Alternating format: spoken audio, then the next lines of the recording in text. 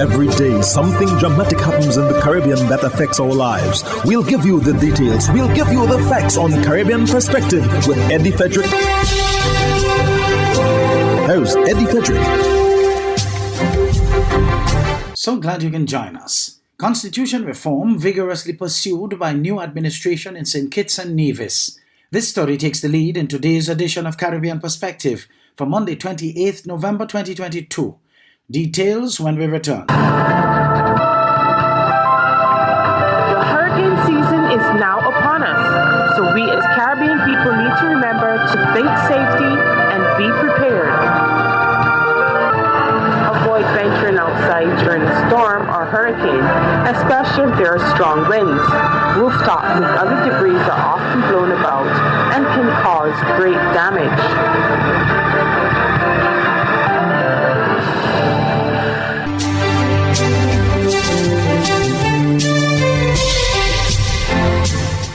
Welcome back. St. Kitts and Nevis Attorney General talks on intended constitution reform. Glenn Bart of SKN Newsline reports. The conduct of constitutional reform will be democratic and inclusive of the concerns of the country's citizens, according to Garth Wilkin, the Attorney General in the St. Kitts and Nevis government. The Attorney General said the aim will be to craft a revised constitution that would address the needs of a modern developing country and would not be used as a political tool. Among the matters that would need addressing, he said, is that of the relationship and mechanisms between the Nevis Island administration and the federal government. The cabinet has instructed me to start to look at wholesome constitutional reform. And that is why we formed a joint constitutional review committee with the legal department and the NIA. We are going to sit down around a table and we're going to look at the flaws in our constitutional system, our constitutional document, and we're going to craft a document that suits the purposes of all the people in our federation. We're going to fix the issues surrounding the NIA and the federal government. We're going to address the term limits. We're going to deal with all sorts of matters that are in our Constitution in a holistic, mature way, in a democratic way. We're going to consult with the people. We're going to consider whether we should have a fixed election date, but we don't have premature callings of elections like similar other islands are doing right now. We're going to have those discussions with the people.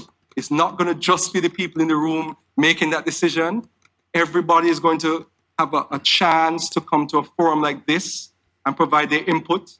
We're going to look at what people are saying, look at what people are calling for, and we're going to craft a modern, realistic, fair, equitable constitution that all of us can be proud of and is not targeting any particular individuals because of political expedience.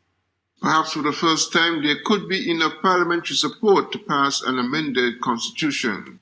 Glenn Bart reporting for SKN Newsline. Minister of Labour and Immigration, the Honourable Keith Bell, says economic irregular migrants will be repatriated from the Bahamas. Zenadis News has more. Haiti's escalating economic crisis pushing United Nations officials to request that countries alter their immigration policy by halting deportations and ensuring migrants under refugee status get the care and attention they need. Responding to reporters, Labour and Immigration Minister, the Honourable Keith Bell, acknowledged it's impossible for the Bahamas to absorb the large contingent of illegal migrants, namely from Haiti and Cuba. This on the heels of immigration officials repatriating approximately 165 illegal migrants to those very same two countries just this week. Whenever we screen persons, you would take note that persons are for refugee status, and particularly for you have economic irregular migrants, where those persons, once we have done their proper assessment and evaluation, a recommendation is made through the Director of Immigration. It comes up to myself as the Minister of Immigration, and the Cabinet is involved on each of those cases. And so where there are cases where a person may be entitled to it, then we act. But for the most part, I can say without fear of contradiction that persons coming particularly from those areas in the region, particularly Haiti and Cuba. They are not, for the most part, refugees. They are economic irregular migrants, and therefore we will take the appropriate action to have them processed and returned to their country. In the meantime, Minister Michael Halkitis comments on the Bahamas' recent upgrade in the ratings by Standard & Poor's. Again, this ZNS News item fills us in. Topping news tonight, the recent announcement of the Bahamas' upgrade by the Standard & Poor's credit rating agency comes as welcome news for the country. The B+ rating was based on the improvement of the Bahamian economy over the past 12 to 18 months, with the country's tourism sector being credited for the progress. Tonight, our Aja Quant speaks with the Minister of Economic Affairs on what this means and plans going forward. The Bahamas receives a B+ for credit ratings from the Standard & Poor Global Ratings. S&P is an American credit rating agency and a division of S&P Global that publishes financial research and analysis on stocks, bonds, and commodities. The minister responsible for economic affairs, the Honorable Michael Halkitis, expresses that the country has unfortunately been in a cycle of consistent downgrades over a number of years, and that issue has finally pivoted. Our economic outlook was rated as stable. In their visit here, the S&P were able to meet with officials from finance and central bank, the banking community, and the private sector, and their assessment of the economy and the financial position of the Bahamas is that it has stabilized, and that there are good prospects for growth ahead. And although the Bahamas received a good rating, Halkitis says there is still more work to be done. We have to bring that debt down to a more sustainable level. We have to, restore the revenue of the government and, keep control on the spending and promote growth in the economy. According to a press release by Bahamas Information Services, S&P advised that higher government revenues and lower social spending has led to lower deficits and slowing in the growth of government debt. It also notes that this rating was driven by growth in tourism. Minister Halkitis says some of the country's significant increase in the past came from the COVID-19 pandemic. Because of issues related to the pandemic, we got up to about 100% debt to GDP in 2021. Of course, that is caused a lot of concern and is unsustainable, and so we are on this downward track. Our objective is to move towards 50% debt to GDP by the year 2030, 2031, and we will achieve that, if we can have growth in the economy, improve our revenue administration and control our costs. The economic minister says the government is moving in the right direction. However, the work is not done yet. They look forward to the upcoming years to achieving those goals. For the Bahamas Tonight, the Northern Edition, I'm Aja Quant. You're listening to Caribbean Perspective with Eddie Frederick.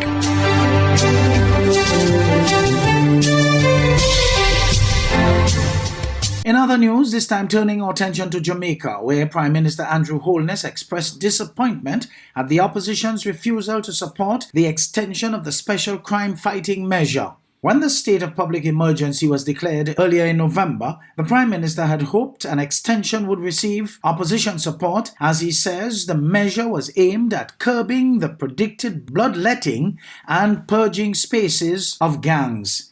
Nika Lewis of CVM Live reports. Less than an hour after government senators failed to convince their opposition counterparts to support another state of emergency extension, JLP leader and Prime Minister Andrew Holness echoed his disappointment with the opposition. He says the government will remain relentless in fighting crime despite this setback.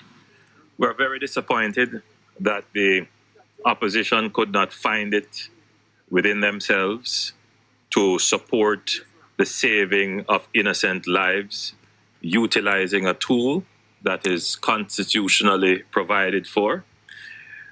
But nevertheless, the government has the duty and the responsibility to keep Jamaicans safe, and we will spare no measure, we will spare no effort to ensure that we keep Jamaicans safe and we spare Jamaican lives and we go after the criminals. And despite some local groups imploring the opposition to support the measure in the Senate Friday, the measure only received the support of government senators.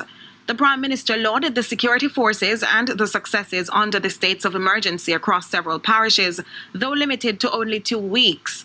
He's assured they'll continue to use the technology and intelligence at their disposal to curb the rising levels of crime and violence, especially as the festive season nears. We will continue to use the resources at our disposal.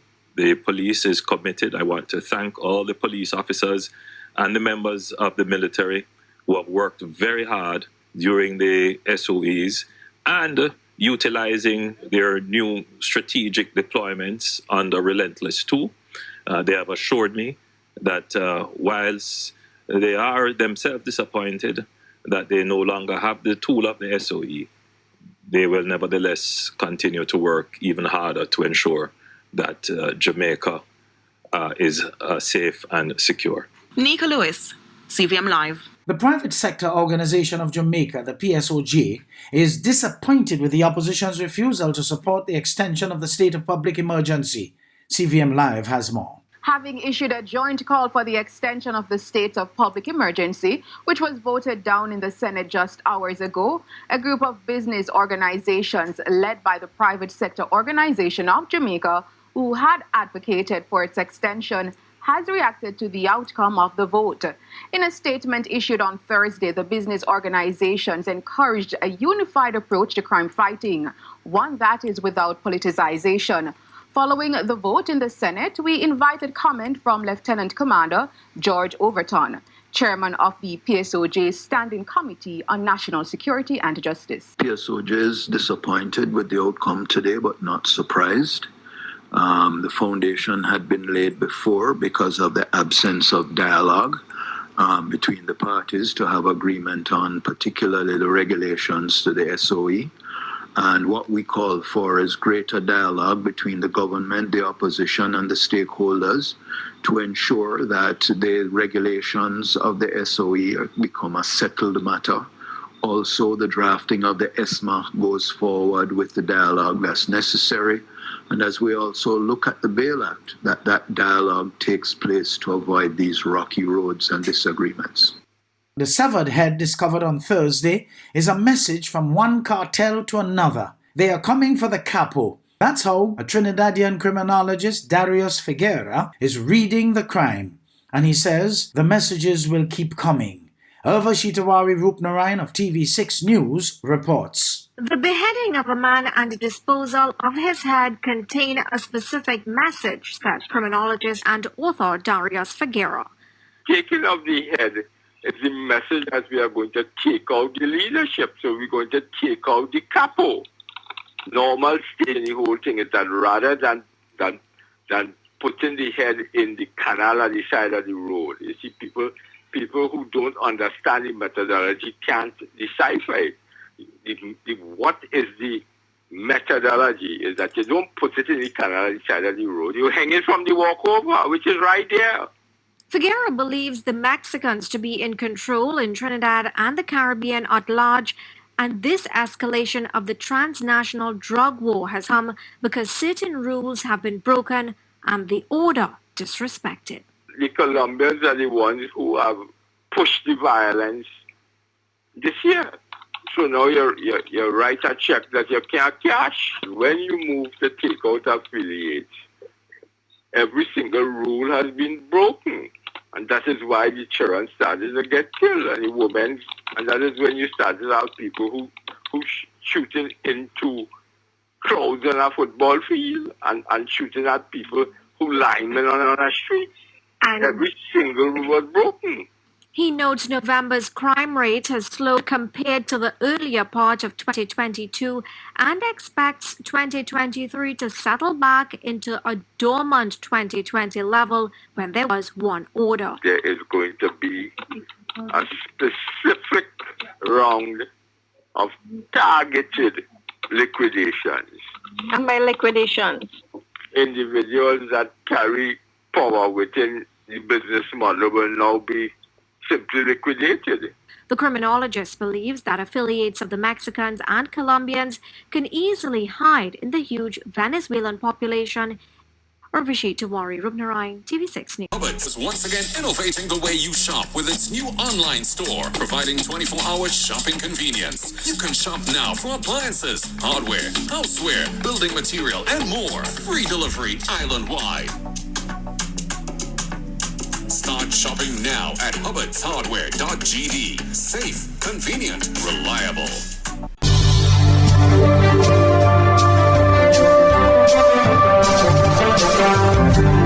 I am Eddie Frederick, wishing you a restful weekend. This has been Caribbean Perspective, a whole new approach to highlighting developments in the Caribbean. In the meantime, please continue to log on to CaribbeanPerspective.com for more daily news and more.